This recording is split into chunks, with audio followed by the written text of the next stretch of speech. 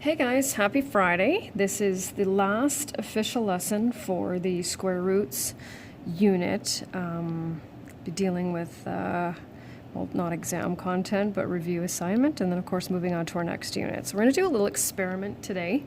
And I'm going to give you a little bit more pause time than I normally do because I think it's important to be able to think of some of these things. So we're going to look at what happens when we square, not take the square root of, right? Squaring is when we multiply a number by itself, right, to the power of 2.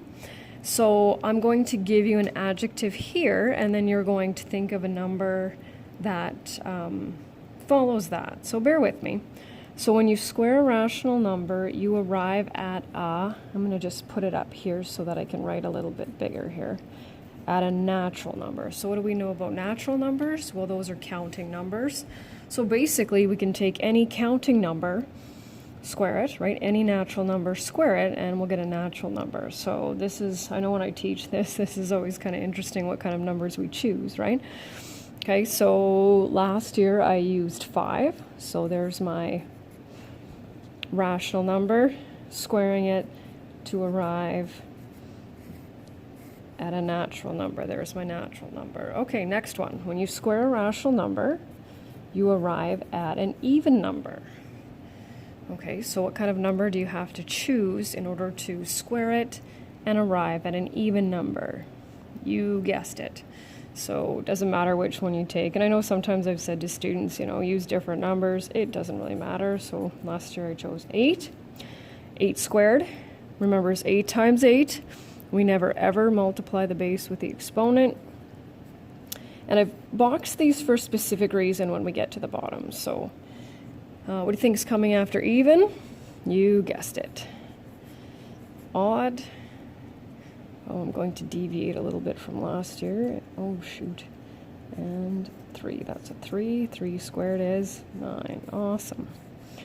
Okay. When you square a rational number, you arrive at a larger number. And I hope this is where, you might start to think a little bit like, well, what do you mean? Like, how can you not arrive at a larger number? Well, just give me a few minutes. So let's see, I'm going to go with 10. 10 squared, right? There's my rational number, squaring it, and clearly 100 is larger than 10.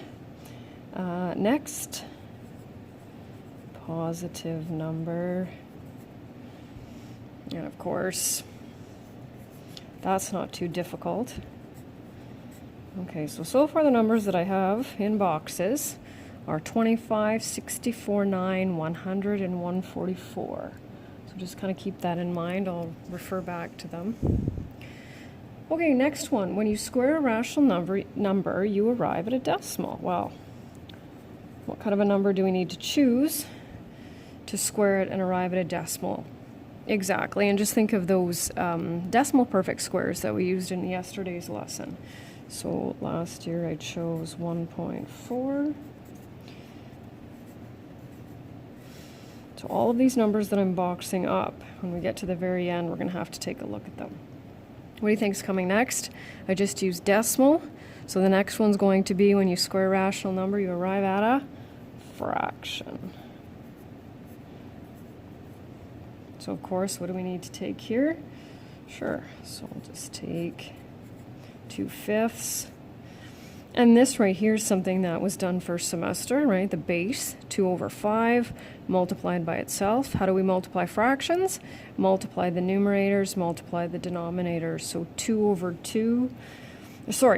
5 times 2 over 5. 2 times 2 is 4. 5 times 5 is 25, and lo and behold, there we have it. Okay, when you square a rational number, you arrive at the same, almost can't fit it in there. There we go. You arrive at the same number. This one might take a little bit of time. What number, rational number, can we square and arrive at itself? And there was a point where I thought there was only one possibility to this because one of them jumped out at me right away, but technically there's 2. So I'll just give you a few seconds here to see if you can think, and it'll be interesting to see if you can come up with both. The one that came to my mind first was 1. because we know that 1 times 1 is 1. What's the other one? 0. Okay, so here we go. Now we're going to get just a little bit interesting here. When you square a rational number, you arrive at, this is where I'm going to throw in the smaller. How can we take a rational number, square it, and end up with something smaller? Well, you might have to experiment a little bit. I'm going to give you just a couple of possibilities. Basically, and let's just talk about the number, let's compare it to 1. As in, what happens when the number is, well, of course, we know when we square 1, we get 1. When we take a number greater than 1 and square it, we obviously get a greater number than that. So what kind of a number do we need to choose? One that's smaller than 1. So normally what I do is I do a decimal, right? So 0.6 times 0.6. And so there's an example where this is smaller than that. And then the other one that I've done is fraction. You can always use your calculator just to compare these. So 3/4, that's 0.75. 9/16 is 0.56.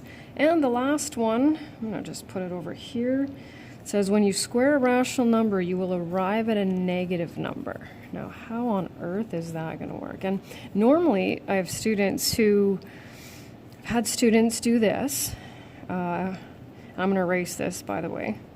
Right, they'll do this, and so then usually we get to go back to first semester and say, okay, what's the base there? So what's being squared? -4. -4 times -4, that's +16. That's no good, right? Okay, and so the only way you can really make that, and it doesn't even work, is kind of like that, right? But that's not actually being squared, so then that technically doesn't work.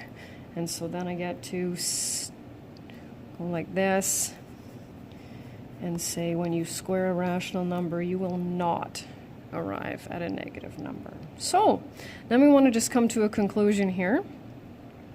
When you square a rational number, there's almost more blanks than there are words, you arrive at A and A. So let's look at, oh, I forgot to box these up here. Let's just take a look at all of these numbers that I've boxed up. Let's see, just put them all there so you can see them. So take a look at those. What kinds of numbers are we dealing with here? And depending on the semester and the group of students, sometimes I'll get both, sometimes I get this one. This one just depends. We got to watch that correct vocabulary. All of the numbers that I've boxed up are from what set of numbers? Well, the ones on the first screen are all, right, these are all natural whole integer numbers, but when we start over here, these are all rational numbers. So not only are they rational, what other word can we use to describe them? It starts with a P, right? We know that they have to be positive, right? So when you square a rational number, you will arrive at a positive rational number. And for the last part, most students can get it when they just look at these. These fall into what category? They're special numbers, right, that we've used for the majority of this unit. I'll do this. Perfect squares. And a perfect square. So that's the end of that. I'll attach the assignment with an answer key. And enjoy your weekend, and we'll talk to you on Monday. Bye.